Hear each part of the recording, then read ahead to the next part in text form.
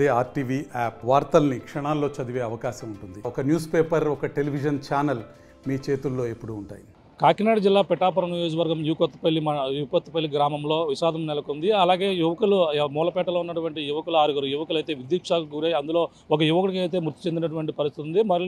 మిగిలిన ఆ 5 యువకులు కూడా తీవ్ర గాయాలయ్యాయి. అలాగే కొంతమంది కాకినాడ ప్రభుత్వ ఆసుపత్రికి తరలించారు. అలాగే ప్రధానంగా చూసుకుంటే ఈరోజు ఉదయం సమయంలో వాలీబాల్ ఆడుకునేందుకు ఒక పోల్ని ఏర్పాటు చేసేందుకు అయితే యువకులైతే అక్కడ చేరుకున్నటువంటి పరిస్థితి ఉంది. ఈ నేపథ్యంలోనే అది నిలబెట్టే సమయంలో పక్కన ఉన్నటువంటి ఏదైతే ఎలక్ట్రికల్ పోల్కు తగలడంతోనే ఈ యొక్క విద్యుత్ షాక్ అయితే తగినటువంటి పరిస్థితులు. ప్రస్తుతం ఎవరైతే ఈ యొక్క ప్రమాదంలో ఒక యువకుడైతే మృతి చెందారు. ఏడిద చరణ్ అనే యువకుడు 19 సంవత్సరాలు అతనికైతే మృతి చెందినటువంటి పరిస్థితి ఉంది. అలాగే వల్లూరు గణేష్తో పాటు అలాగే మడికి నిఖిల్తో పాటు అలాగే మరొకరికి అయితే ఇద్దరికి కూడా పరిస్థితి విషమంగా ఉన్న నేపథ్యంలో కాకినాడ ప్రభుత్వ ఆసుపత్రికి తరలించారు. మరొక విష్ణు, రాజు, తేజ ముగ్గురు కూడా ఆ స్వల్ప గాయాలతో బయటపడినటువంటి పరిస్థితి ఉంది. ప్రస్తుతం ఎవరైతే చరణ్ మృతదేహాన్ని అయితే కాకినాడ పిఠాపురం ప్రభుత్వ ఆసుపత్రికి అయితే తరలించారు. బంధువులు అందరూ కూడా ఇక్కడ చేరుకున్నారు. అక్కడ ఉన్నటువంటి స్థానికులు ఉన్నారు.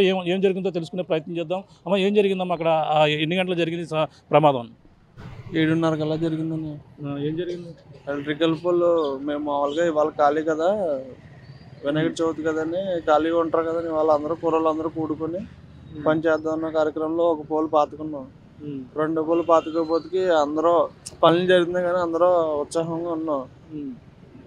ఆ పైన చూసుకోలేదు, ఎవరో చూసుకోలేదు. ఆనందంతో ఎన్ని ఒక పని చేసుకోవడంతో పైన లేకపోతే షాక్ ఊహించలేదు. ఎంతమంది కొట్టింది మొత్తం కరెంట్ షాక్? 12 మంది దాకా కొట్టిందండి. 12 మంది దాకా? 12 మంది దాకా పోల్ లేపిన వెయిట్ ఎక్కువ కదా, పైకి లేపడంతో అది పట్టుకున్న ప్రతి ఒక్కరు కొట్టింది. ప్రతి ఒక్కరికి గాయాలయ్యాయి. ఎవరు చనిపోయారు? మా తమ్ముడేనండి. తమ్ముడేనా?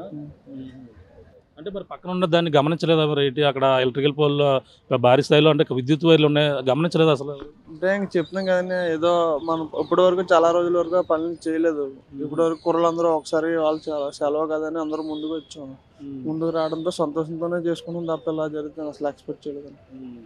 ఏంటి పోల్ పక్కన 11 kV మామూలుగా విద్యుత్ వైర్లు? ట్రిపుల్ ఫేస్ 11 kV అనుకుంటాను.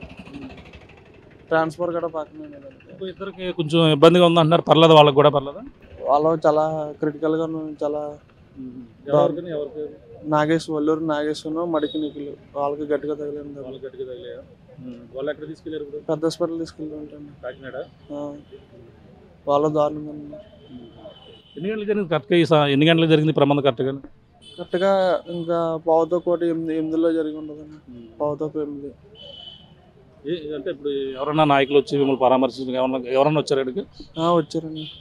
రామశెట్టి రాంబాబు, మా జనసేన నాయకులు ఇంకా వచ్చారండి. మా పేట నుంచి శ్రీనివాస్. ఏం చేస్తుంటాడు? ఏం చదువుకుంటాడు మీ తమ్ముడు? ఇంటర్మీడియట్ అయిపోయింది. డిగ్రీకి ప్రైవేట్కి కట్టాడు. ప్రైవేట్ కంటే రెగ్యులర్ కింద వేరే దగ్గర కట్టాడు. చదువుతున్నాడు, ఎడ్యుకేటెడ్. కుటుంబ సభ్యులు ఇద్దరు కూడా కన్నీరు మున్నీరు కల్పిస్తున్నారు.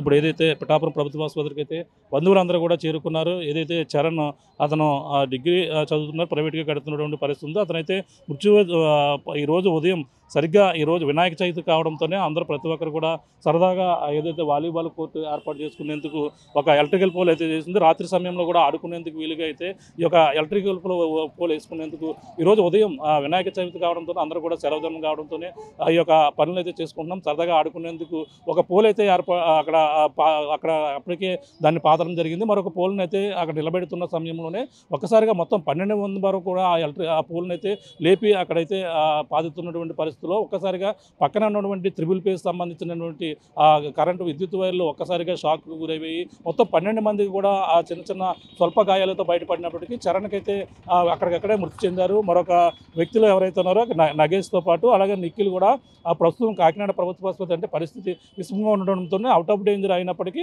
తీవ్ర గాయాలు అయినటువంటి పరిస్థితి ఉంది. ఈ నేపథ్యంలోనే ప్రస్తుతం అందరూ కూడా కుటుంబ సభ్యులు కన్నీరు మున్నీరుగా వినిపిస్తున్నారు. అలాగే వినాయక చవితి నాడు ఈ యొక్క విషాదం నెలకొవడంతో మొత్తం ఈ యొక్క చరణ్ కుటుంబంలో పాటు అలాగే గ్రామంలో కూడా మొత్తం 6 వరకు కూడా తీవ్ర గాయాలవడంతో మొత్తం విషాద ఛాయలు అయితే అడుపుకున్నటువంటి పరిస్థితి. ఈరోజు వినాయక చవితి నాడు ఈ యొక్క విషాదం జరగడంతో ప్రతి కుటుంబ సభ్యులందరూ కూడా కన్నీరు మిన్నూరుగా వినిపిస్తున్నటువంటి సరదాగా ఈరోజు అందరూ కూడా సెలవు దినం కావడంతోనే ఈ విధంగా ఆ పనులు చేపడుతున్న నేపథ్యంలోనే ఈ ఘటన జరిగిందంటూ కూడా ఎవరైతే చరణ్ అన్నయ్య కూడా కన్నీరు మిన్నూరుగా వినిపిస్తున్నటువంటి పరిస్థితి ప్రధానంగా కనపడుతుందని చెప్పాలి. దీనికున్న తాజా పరిస్థితి కెమెరా అనిల్తో ప్రకాష్, RTV పిఠాపురం నుంచి. తెలుగులో న్యూస్ కి ఫాస్టెస్ట్ యాప్ ఇప్పుడు టోటల్లీ న్యూ అవతార్లో జస్ట్ 5 సెకండ్స్ లో కంప్లీట్ న్యూస్. సోషల్ మీడియాలో ట్రెండ్స్ కి one stop solution. Live TV app voice search option తో ఇప్పుడే డౌన్లోడ్ చేయండి లేదా అప్డేట్ అయిపోండి. యాప్ లింక్ డిస్క్రిప్షన్ లో ఉంది.